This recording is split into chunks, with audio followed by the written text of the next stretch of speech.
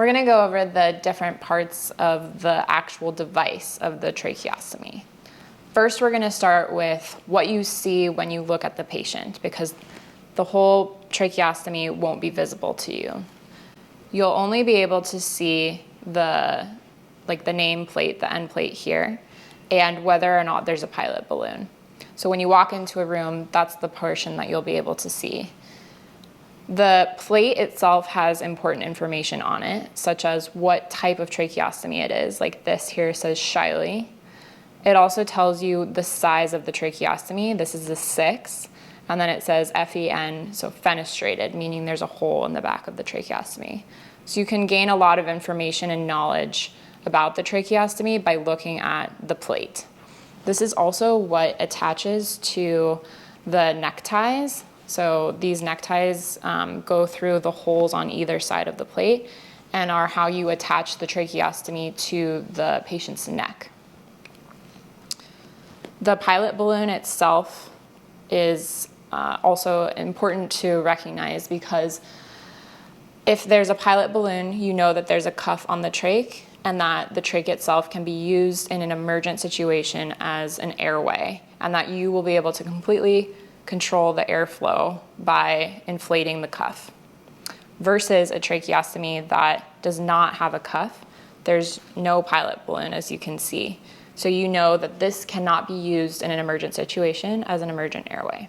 Now we're going to go over how to tell if the cuff is inflated versus deflated. You're going to be able to tell that by simply looking at the pilot balloon. Here the pilot balloon is deflated, so is the cuff. I'll show you what it looks like when it's inflated. So the cuff is now inflated, and so is the pilot balloon. You won't be able to see the cuff because that's going to be in the patient in the airway, but you'll be able to see the pilot balloon and know that it's inflated. Now we're going to talk about the outer cannula and the differences between the outer cannulas and why those differences are important to understand and know. This part of the device is called the outer cannula and is what fits into the airway. It can either be fenestrated, meaning there's a hole in the back, or it can be unfenestrated. Like this tracheostomy here, you can see there's no hole in the back. And that's important to know because air flows through the fenestration when there's a hole, and obviously air doesn't flow through if there's no hole, meaning that with this tracheostomy, air can only go in and out, and it won't go up past the vocal cords and through the patient's mouth when they exhale if there's no fenestration. The outer cannula does not connect to the ambu bag. We'll go over more later why that's important. But the inner cannula, which we'll go over now, is the portion that connects to the ambu bag. The inner cannula is removable. There's different mechanisms for removing the inner cannula, and it's important to become familiar with the different ways.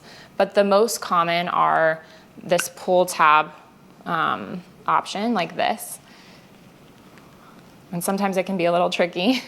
But it's important to understand how to remove the inner cannula, because sometimes it can become occluded with secretions, and you need to be able to remove it to either replace it with a new one, or you can clean the inner cannula.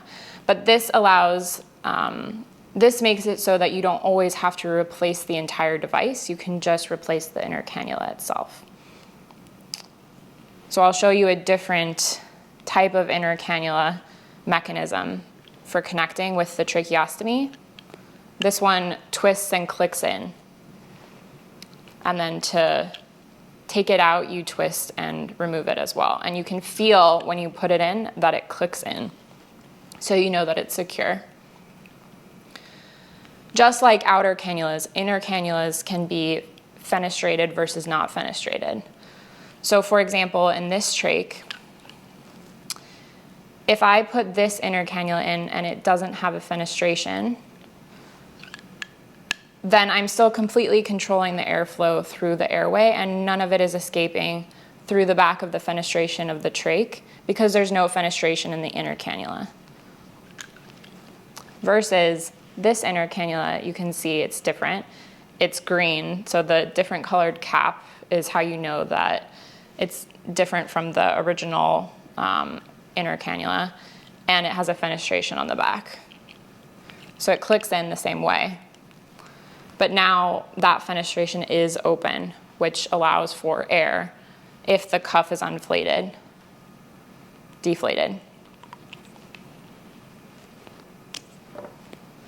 Allows for air to travel up through the trach, around the trach, to the patient's vocal cords and out their mouth. Now we're going to talk about the obturator and why it's important to know what it is and in what situations it's used. This is the obturator. It goes into the tracheostomy instead of the inner cannula, so it will not fit into the trach if you have an inner cannula in the trach. You can see that it has a rounded edge and it's rigid in shape. You're going to use the obturator in situations where you're having to put a new tracheostomy into a patient. It provides a rigid shape, so it allows you to maintain the shape of the tracheostomy as you put it into a patient. And it also has the rounded edge, so as you're putting the new tracheostomy into the patient, you're protecting the airway from damage from the sharp edge of the tracheostomy itself, because as you can see, without the obturator, there's a sharp edge here.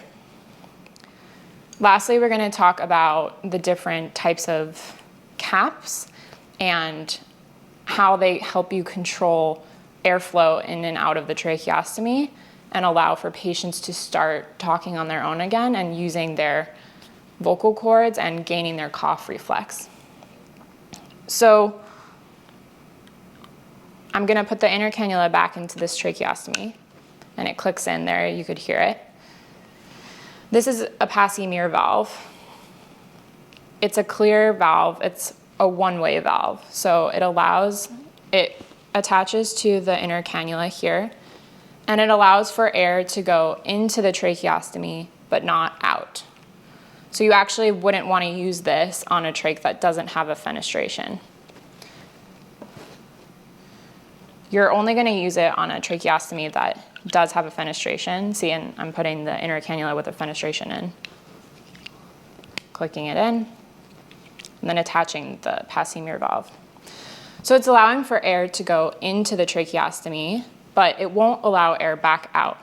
That means that as the patient exhales and air goes this way, around the trach that is with a cuff that's deflated, and the air all of it will be forced to go through the fenestration and past the patient's vocal cords so that they can talk. And it doesn't allow any of the air to escape back out of the tracheostomy. Once they've been able to tolerate having a Passy-Muir valve on for an extended period of time without desaturating, you know that they're ready to advance to the next level of potentially breathing on their own completely, which means that you're going to cap the tracheostomy itself. So this is a different type of inner cannula, but it doesn't allow any air in or out of the tracheostomy. So if this actually goes with this trach. So if you see this, you know that there's no air going in or out of the tracheostomy and the patient is breathing completely on their own because this is just a cap. And those are the different parts and types of tracheostomies.